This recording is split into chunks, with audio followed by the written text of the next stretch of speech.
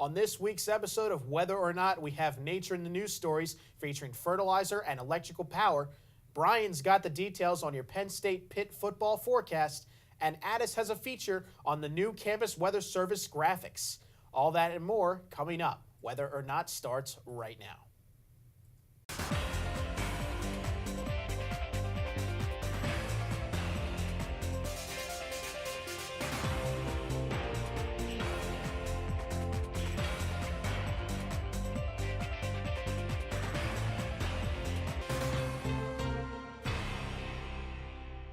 Welcome, everybody, to this week's episode of Whether or Not. I'm your host, Colby McCabe. And I'm your forecaster, Brian Cizek. Well, Brian, we've certainly been experiencing some heavy-hitting hurricanes these past couple of weeks in the Atlantic Ocean. We really have, Colby. Last week, the Texas Gulf Coast had to deal with Hurricane Harvey, and it dumped over 50 inches of rain in some places, and they're still dealing with the long rebuilding process right now. But in the meantime, we had 3 active hurricanes in the Atlantic earlier this week, including a Category 5 absolute beast, Hurricane Irma, and that ravaged some islands in the Caribbean and is making a direct path right towards the continental U.S. So we are dealing with quite an active hurricane season this far. Wow, it certainly has been one of the more interesting hurricane seasons Absolutely. As of late. But what about here, locally? What are we thinking for the big Penn State Pitt football game this weekend? Well, hopefully Penn State can get a little 2-game win streak going, but the forecast looking a lot different than the weather was last weekend against Akron,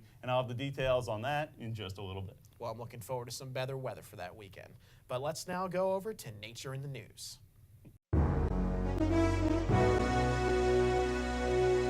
As rebuilding efforts begin in the areas ravaged by Hurricane Harvey, officials warn of lingering environmental hazards.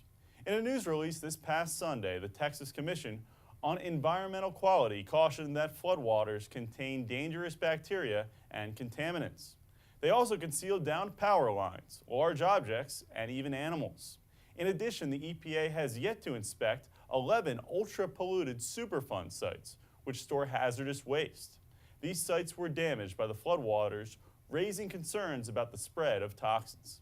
Some chemical plants have even experienced explosions, releasing hazardous chemicals into the environment. Thousands of people are also without drinking water, power to their homes, or access to operational wastewater treatment plants. Residents and officials in the area are hopeful that FEMA can lead recovery efforts can mitigate some of these concerns.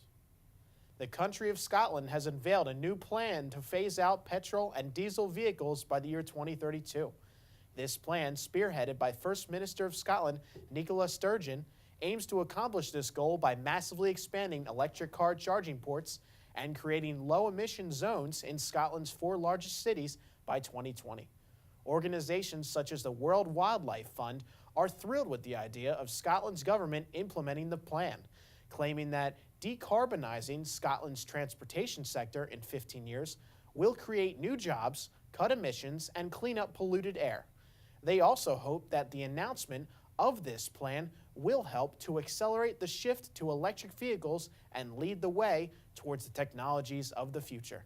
Should this plan succeed, it will pave the way for governments with major pollution problems to use this prototype to achieve the overall goal of cleaning our air and helping to reduce further warming of the planet. Researchers right here at Penn State made a big discovery in a recently published paper. They found that if farmers were to inject fertilizing manure into their soil as opposed to just spreading it across the surface as usual, they could cut out a major source of agricultural pollution. Farmers recycle their animal waste by fertilizing their crops. While it works well as a fertilizer, it also has a stinky side. It routinely gets carried away by rain and snow runoff into surrounding water bodies, and it then leaches out phosphorus, nitrates, and hormones such as estrogen.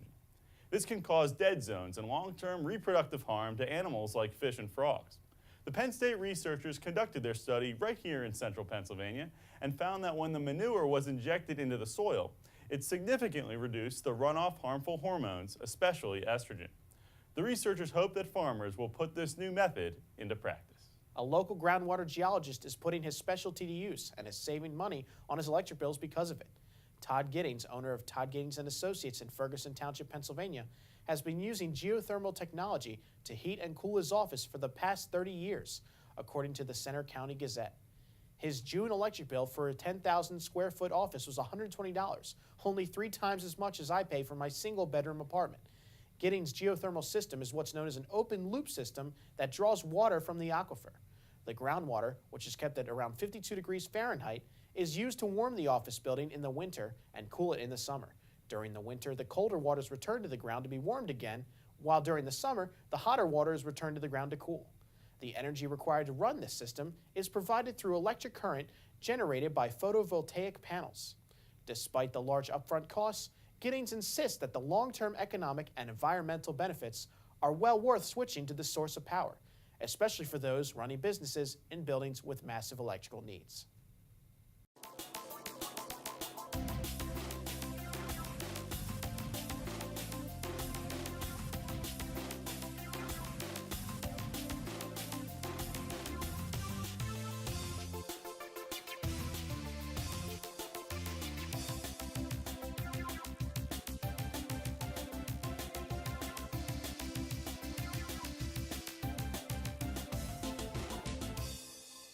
Hello, I am Brian Cizek with your Central Pennsylvania forecast, and it will be a lot more pleasant this weekend for the game against Pitt than it was last weekend for the game against Akron. However, temperatures will remain much lower than average for pretty much the entire forecast period. But here's our setup for Friday. We've got this small low pressure system off to our north and to the east, and this black dashed line represents a trough, and you can think of a trough as an extension of that low. It's not a front, but it will bring some scattered showers to our region for Friday, and this high will also help circulate some cool air in from Canada, and that's in addition to a big dip in the jet stream. So that is what's allowing temperatures to remain below the average for this time of the year and remaining cool for Saturday, but that low will move off to the north and to the east, and that will allow this high pressure to take over, leading to a really nice day for some football for your Saturday against Pitt. Hopefully we'll see the Nittany Lions beat Pitt pretty handily and get revenge from last year. And then Sunday, even nicer as this high pressure moves closer to our region, and that dip in the jet stream moves off to the coast, so temperatures will climb a little bit warmer, closer to around the 70-degree point, although still remaining below average for early September. So let's dig into the details. Friday, 64 degrees, mix of clouds and sun and some scattered showers as that trough moves through the region. And then Friday night, getting pretty darn chilly out for this time of the year, dropping down to 45 as those clouds dissipate and allows for a mostly clear night. And then Saturday for that game against Pitt, 65 degrees as our high. That's about 10 degrees below the average for this time of the year, but compared to last weekend when it was only in the 50s and rainy, this is going to feel great. So a great day to watch Penn State beat Pitt.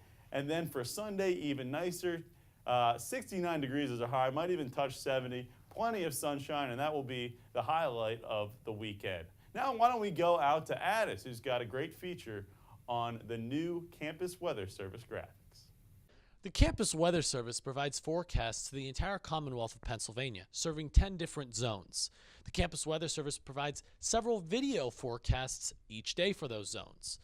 In order to produce those videos, it's important to have a state-of-the-art graphics system. And over the summer, the Campus Weather Service got a graphics upgrade. Noah Berggren, head of communications of the Campus Weather Service, began working on the project last fall when he arrived to University Park. So by nature, I'm a broadcasting and digital media junkie, so it's always been a passion of mine to create, design, and produce graphics of this kind. I felt it was time that I could leave something very nice behind after I graduated. The graphics launched August 28th and promised to bring a lot more with the recent software upgrade. We've always had WSI, but now that we have been upgraded to WSI Max Storm, we have the ability to get all dual polarization radar data in our system natively. So velocity scans, correlation coefficient, ZDR, we now can pull that natively into our graphic system. Also, we can do three-dimensional sweeps, scans, and splices of thunderstorms that are within radar sites. Noah says the goal of the graphics upgrade is to make the forecasts look modern, clean, and simplistic. There's a lot less drop shadows, a lot less glitz and glamour. All of the information is presented very clearly and very plainly, which I think to the layman's person really enhances the experience when they watch our forecast. In addition to the recent graphics and software upgrades, the intro and outro to the video forecasts also got a different look, including the addition of an all-too-familiar voice. From the students of Penn State Meteorology, here is your Penn State Campus Weather Service forecast. So for example, the intros and outros, I shot all the drone footage, I animated them, they're custom done. The icons, also all the times you see them on our 7-day, during the current conditions graphics, those are all handmade and original to Campus Weather Service. The Campus Weather Service is now active on Twitter and Facebook more than ever, having conversations with Penn State's James Franklin, as well as the official Penn State Twitter account. The addition of these new graphics looks to continue that trend. The Campus Weather Service Twitter account now has over 5,400 Twitter followers and over 150,000 impressions over the last month. I'm very humbled that I think that we've left something very special here behind when we graduate in a few months.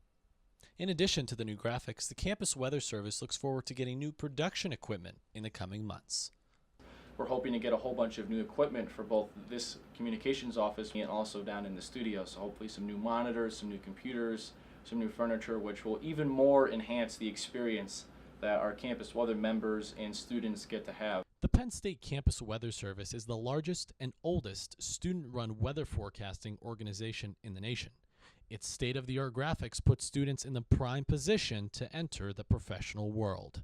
Combining the new graphics and the potential for us to get all this new equipment, there really is no better place for students to get real-world experience for an entry-level job than here at Penn State with the Campus Weather Service. The project was the result of student dedication and creativity. The Campus Weather Service looks forward to using these new graphics in years down the road. For Weather or Not, I'm Juklo.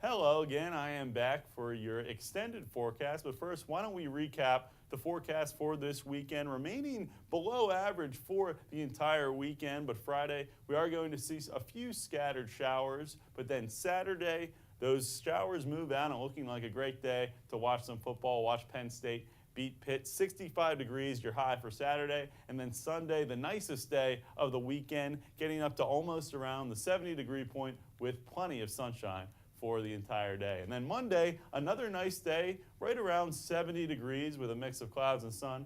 And then Tuesday and Wednesday is when we're tracking the possible effects from Hurricane Irma, probably the remnants from Hurricane Irma in our region, in that area. Still too early to tell the exact details, but we will be monitoring that situation closely. And then Thursday and Friday, we are going to see an improvement as temperatures climb back to around the 70-degree point by Friday, but still the entire forecast period remaining below the average for this time of the year.